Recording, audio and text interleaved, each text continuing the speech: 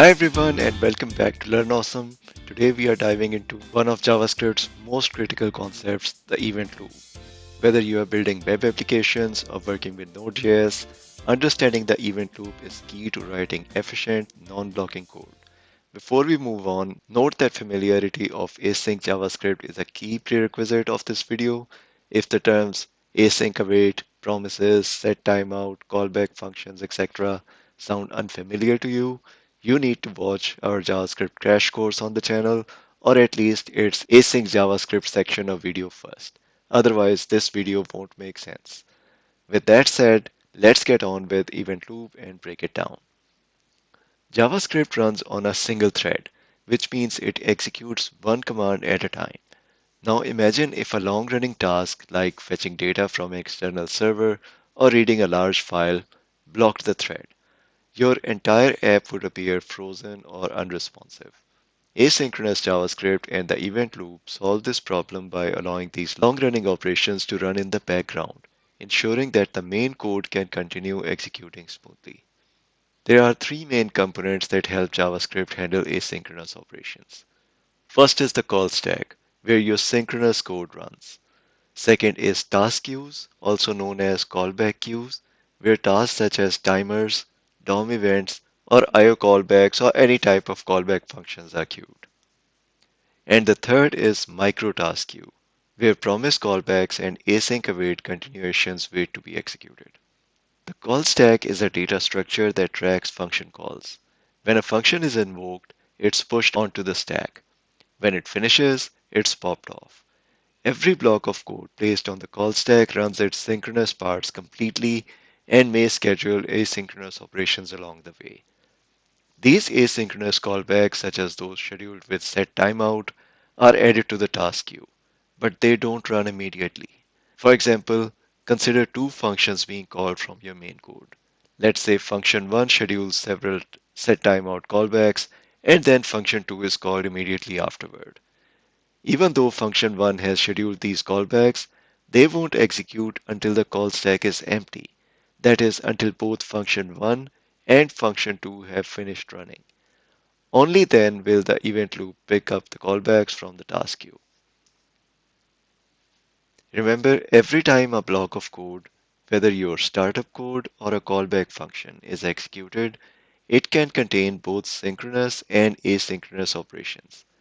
Once that block finishes, that is, runs its synchronous code completely, the event loop processes any asynchronous callbacks, but only after the call stack is completely empty. I repeat, no async queue would be checked until call stack is empty. I hope the animation helped you understand the concept, but let's dive into some hands-on coding and see the call stack in action by ourselves. I'll fast forward the typing part, but you can pause and code along. Here goes.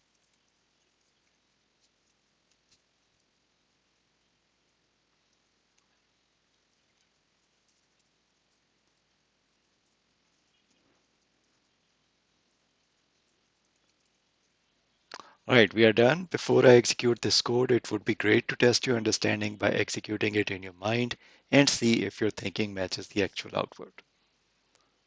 All right, time to execute the code.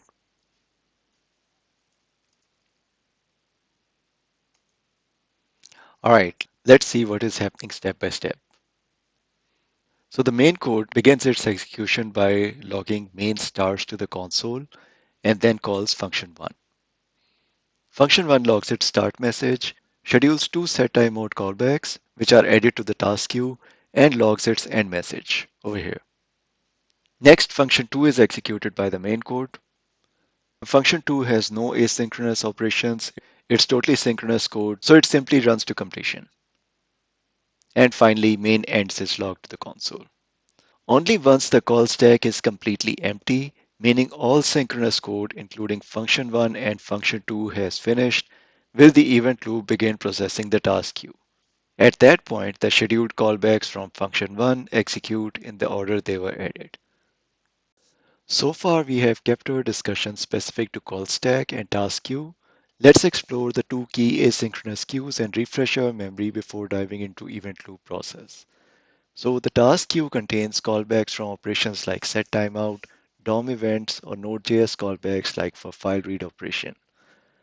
In comparison, the Microtask queue contains callbacks from promise resolutions and async await continuations. Here's the key detail. When a block of code finishes executing, the event loop waits until the call stack is empty. Then it processes all microtasks that are in the microtask queue at the moment. All until the queue is empty. Next, it takes one task, single task from the task queue and executes it. If that task enqueues new microtask during its execution, the event loop will again drain the microtask queue before picking up the next task. This process repeats for each block of code. That means the microtask queue is checked and emptied after each task, ensuring promise resolutions and other microtasks are handled promptly. They are your priority customers. Okay, time for another code sample to illustrate the order. So I'm going to type again and then we'll discuss.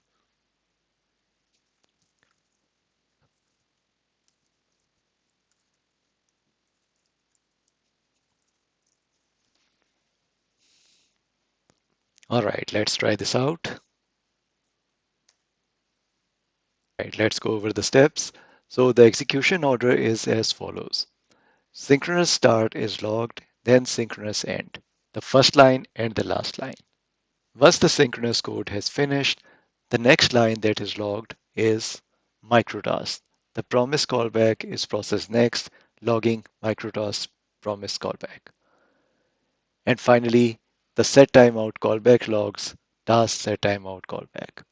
So even though setTimeout was set to 0 milliseconds, that is immediate execution, its callback waits until after the call stack is empty and the microtask queue is also cleared.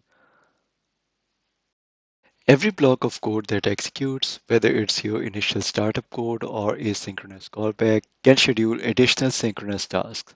When the block completes, the event loop will wait for the call stack to be empty, clear the entire microtask queue, process one task from task queue, execute any microtask that were queued during that task, and repeat the process with the next block of code.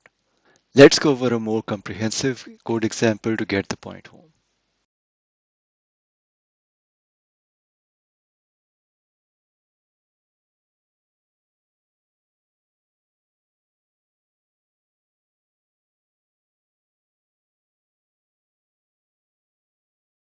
Here's a quick look at what we are doing. So first we are adding two synchronous code lines, console.log s1 and s2. Then we are going to add a microtask where we are going to do promise.resolve, which is going to log console.log m1 when it is resolved. And then we do the same thing for m2, another promise.resolve. This is followed by a task, which is set timeout task, set to immediate resolution, and it's going to first console log T1, and then it is also going to schedule another promise.resolve asynchronous task, which is going to log M3 to the console when resolved. This is followed by another set timeout, which is just going to write T2, and followed by a console log of S3. So rather than executing upfront, let's look at an animation which would first visually show how the code executes through call stack and involves microtask and task queues.